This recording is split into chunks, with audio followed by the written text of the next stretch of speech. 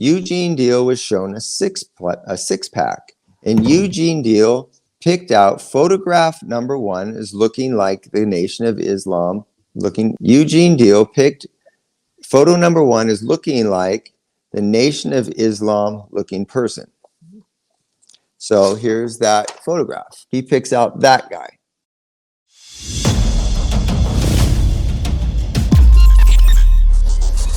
Let's get to the nitty-gritty. Eugene's interview.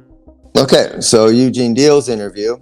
This takes place on the 27th of March. So this is almost 3 weeks, almost 3 weeks after, whatever, 18, 19 days after. And in the audio recording, you hear Detective Felix. He calls up Eugene Deal. Hey, Eugene, man, I've been trying to get a hold of you. We need to talk to you. And Eugene's like, dude, I'm not that hard to find. And they're like, well, we haven't been able to track you down, but we need to talk to you. So they do a telephonic interview, and that's what this one is. This is the first actual interview of Gene, almost 3 weeks later. So of course, there's been a lot of talk, right, amongst everybody. Presumably, we'll see. So Eugene Deal, he goes on, talks about, again, everything that preceded the shooting. And he says, while they were standing in the parking lot, he observed a Nation of Islam guy standing in the parking lot watching them. He described the guy as male black, 5'8" to 5'10", 20 to 30 years old. By the way, at this time, Amir Mohammed's 37. So at this time, the guy that he ultimately down the road will say is the guy doesn't match this description. But again, it's just a matter of, maybe 7 to 10 years. So he says he's 5'8", 5'10", medium complexion, close cut hair, dressed in a blue suit, white shirt, bow tie. Blue suit, white shirt, bow tie. This would have been around the spot where they saw the striped shirt guy and where they saw the bow tie guy. So, and this is where, right around here, is where in the video I posted, the home video, where you see the guy in the striped shirt, he's basically standing like right here, looking this way. And this is where Puff Suburban is sitting in the video, because the people that were filming were right over there, where that truck are parked. So they were in a minivan parked across the street, filming this way. So this is where you see Puff in the Suburban, and you see Deal climb into the back seat. They're like ready to go, and Big Suburban was still somewhere inside. He was out of view. You couldn't see it on the camera, but he was still kind of loading up. And they pulled away, going north on Fairfax. Now, Deal focused on the Nation of Islam guy because of his previous experience in dealing with their security. Right? So he's saying, he's telling the cops, I focused on this guy because I've got previous experience with these guys when they work security. Says the Islam guy looked at them, walked towards them, and then went northbound on the sidewalk towards where the shooting takes place. Right? So he disappears out of view, out of the parking lot, heading up towards the intersection. But obviously it's a long way up to the corner. And you can't see that if you're in the parking lot. Because you can't, you can't see down the sidewalk. Anyways, so Eugene goes on, talks about everybody getting in the cars and all the stuff that he was doing. He says that he got Tony and Anthony Jacobs got in the very back seat, and then Eugene Deal gets a seat directly behind Puffy. So Eugene's behind Puffy, who's in the front passenger seat. Eugene Deal is directly behind him in the passenger seat. Says that they drove and then they proceeded through a flashing red light. There's no flashing red light, but this is his remembrance. This is his memory. And he went through proceeded through a flashing red light. And the driver of Biggie Suburban stopped at the light. Then he and Tony were looking back when Tony, Anthony Jacobs, who's in the last seat in the very back of the Suburban, yells and says, "Somebody's pointing a gun at Biggie's car out the window." Eugene Deal hears a gunshot, at which time the driver, Ken Story, accelerates forward, past the intersection. So they start yelling at Ken Story, "What are you doing? What are you doing?" And of course, Tony's in the back going, "They're shooting it big. They're shooting it big." He then heard 4 or 5 more gunshots. Eugene Deal heard 4 or 5 more gunshots. Deal could not see the shooter or his face, but did observe a chrome-plated gun point out of a 1997 Impala that was either gray or bluish. So Eugene Deal says in his first telephonic interview, "We went through the intersection, heard shots, accelerated further up the street, and then I look back, I can't see." Now, of course, it's night.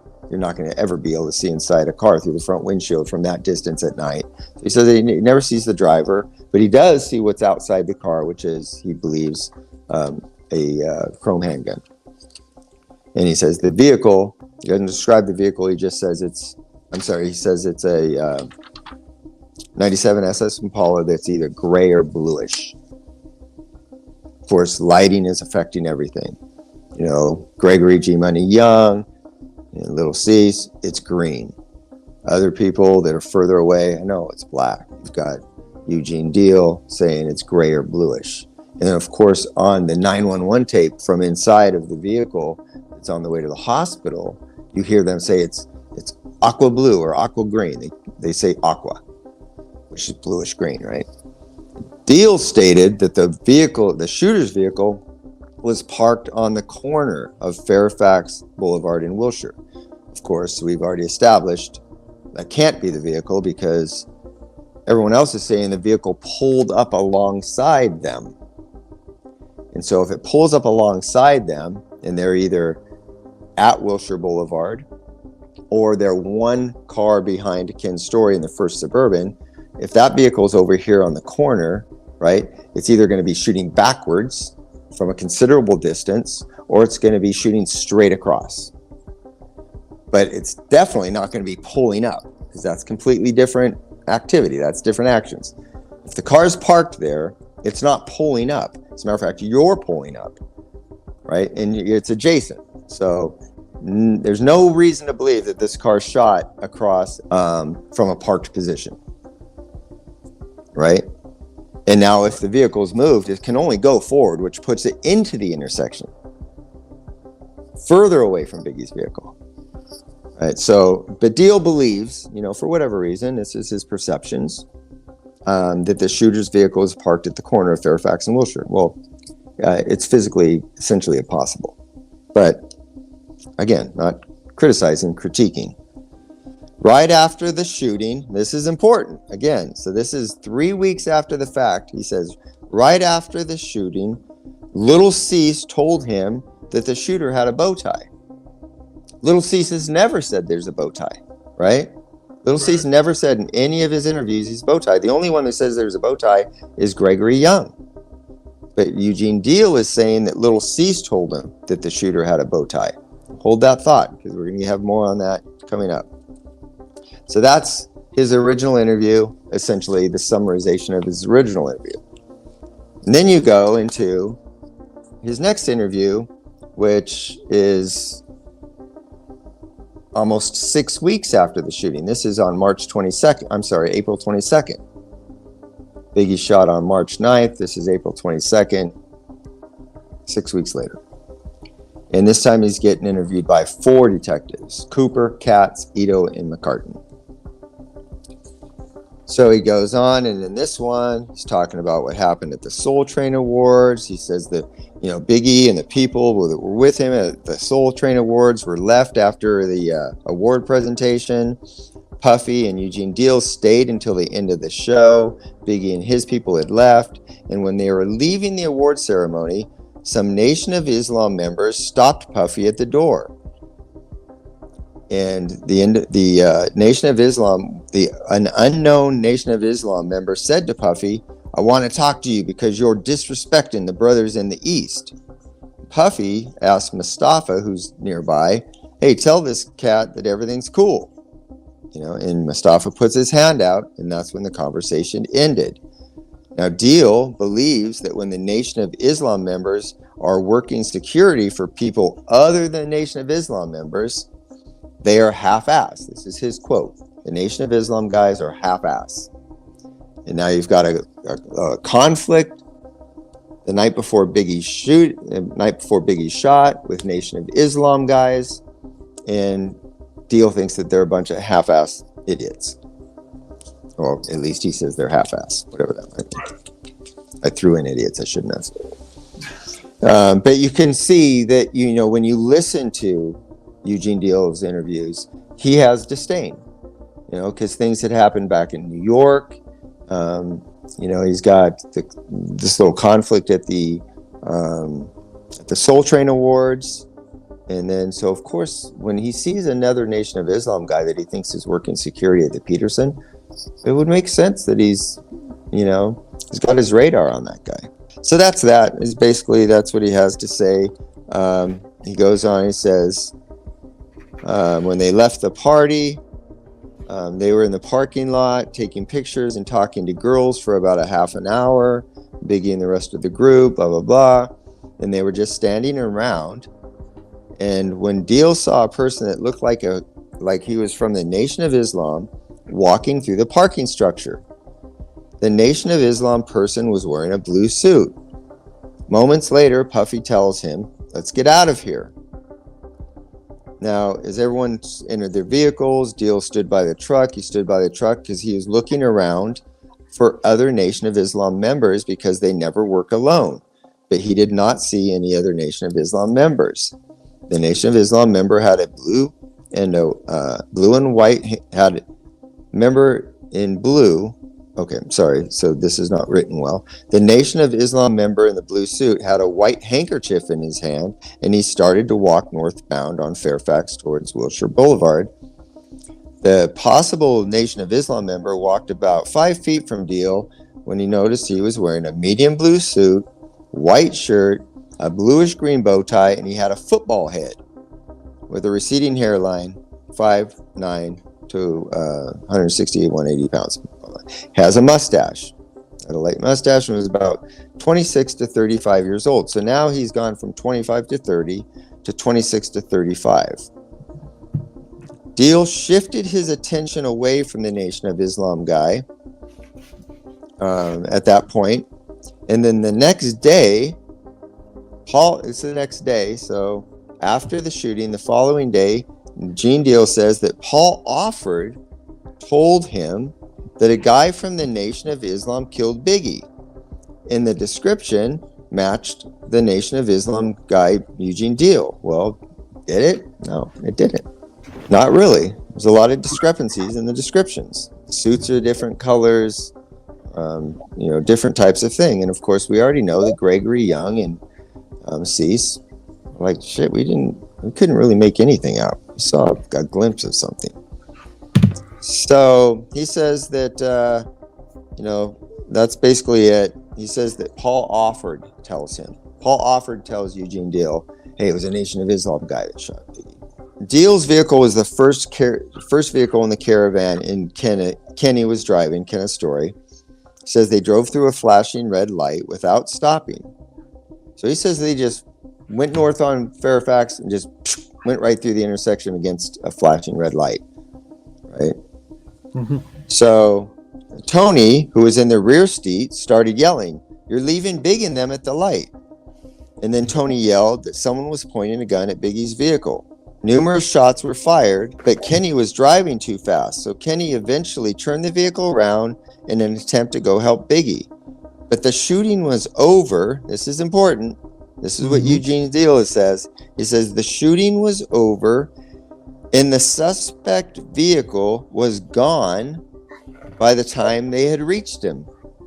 So by the time they get back to vehicle, Eugene Deal is saying the car is gone. And Eugene Deal says he did not see the suspect's car. he says, I did not see the suspect's car, but Tony did. And Tony said it was like an SS Impala. Deal felt that the suspect's car was parked at the light with the headlights on because as they had been driving north, he caught a glimpse of a vehicle with headlights on at the curb. That's his whole thing. He says, I think it was the car at the curb because when we passed by, I saw a car with headlights on parked at the curb.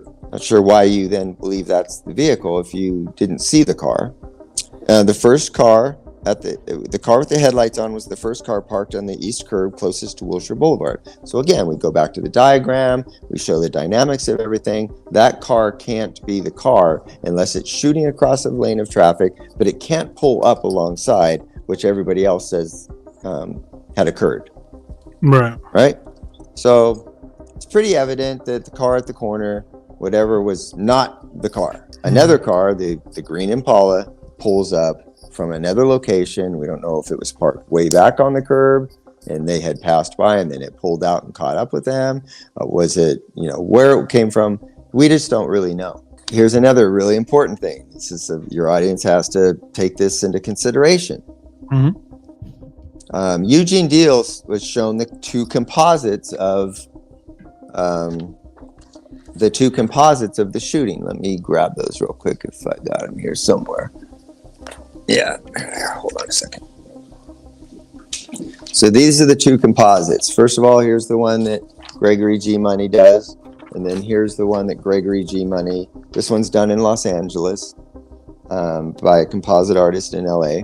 And then this one's done in New York by a composite artist in New York. Of course, when you look at these things, they're far from identical, right? Right. Eugene Deal says that this one, I'm sorry, it's hard to do this in front of a camera. Sorry. I'm all backwards. So anyways, the detectives, they take these two composites, which G Money Young and Little Cease had participated in having drawn. And he says that this one is the one that looks the most like the Nation of Islam guy that he saw in the parking lot, right? So he looks at that and he says, yeah, well, between the two composites, I think that one kind of looks the most like it. So then he goes on to say, after looking at the composites, he was shown photographs from the Peterson Auto Museum security camera, but the photographs were not clear enough for him to make any identification. Of course, I have these photographs. They're from they're horrible, grainy, terrible photographs. And you can see people. You can actually see a guy in a bow tie, but it's so grainy and blurry. There's no way anybody can make a positive identification from those video surveillance pictures. It's just it's really poor quality. But the cops went through the process. Like here's what we got. We got these grainy surveillance camera. You want to look at them? And Eugene Deal's like, I can't make anything out. It's just too. It's not clear enough. But hold on. Can I stop you? Is that okay? Well, Gene says that the face is blurred out, and they're gonna get a clearer picture and fly him back in, so they could identify, try to make it an ID. Well, the faces, it's really blurry. You can't make anything of it. But there's, they had already taken these. They've taken these video footage from the surveillance cameras and taken them to the technology people, and they couldn't enhance them any better. I mean, they're just horrible. And, they're taken from a considerable distance at different angles, all kinds of lighting. It's all in black and white. The cameras don't even record in color. And so they're just horrible. And so even with enhanced attempts even with attempts to enhance it, they just don't get any better. So the detectives may have told him, like, hey man, we'll give it a try, but they didn't get any better.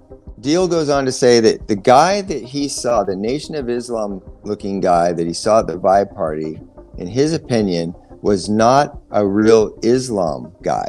He says he doesn't think he was a real Islam guy because he didn't act like one and that he was alone. So in Eugene Deal's, understanding, he sees this guy He thinks he's Nation of Islam originally and that he's working security. And then in hindsight, he says, yeah, the fact that I didn't see any other Nation of Islam guys there, and because of the way this guy was acting, I don't think he was a real Nation of Islam guy. So this is Eugene Deal's, kind of conclusions, his opinions. I don't think he was a real nation guy. He's a lump, whatever. So, okay, so then this is critical. This is really important. Mm-hmm. So then Eugene Deal was shown a six pack, and Eugene Deal picked out photograph number 1 is looking like the Nation of Islam. It's not well written. Eugene Deal picked photo number 1 is looking like the Nation of Islam looking person. So here's that photograph. He picks out that guy. That's who Eugene Deal says looks like the individual that he saw in the parking lot at the Peterson. Okay? Okay. That's who he originally, and this is back, early on. This is back in just a month or 6 weeks later. It's like, of all the people that you've shown me, that guy looks the most. And I believe, does he have a mustache? He does. Okay. They all have mustaches. Every single person in this photograph has mustaches because in all of Eugene Deal's interviews, he says the guy has a mustache. So, of course, when they put a six-pack together to show him pictures, there is, they put mustaches on him. And so, I'm sorry, can I cut you? So, yep, go ahead. And I don't believe there is a picture I've ever seen, to my knowledge, that Amir has ever had a mustache. No, there's no photo. I mean, we have all of his driver's licenses over the years from the time he first applied till, into the 2000s. And Amir Muhammad, Harry Billups, is never seen in any photographs or known to ever have had a mustache. Okay, go on. The argument might be made. Well, he did that to disguise himself. Whatever. Whatever. Who knows? Who knows? Yeah. So, anyways, that's who. It's important though because Eugene Deal picks out this guy as the looking like him, right? Yeah. All right. So then. That's what we get from Eugene Deal. That's it. Those are his interviews, essentially. 4 years later. So now we're all the way in 2001. Right? So this is 4 years after the murder. 4 years and 4 months after the murder. Eugene Deal gets interviewed again by the cops.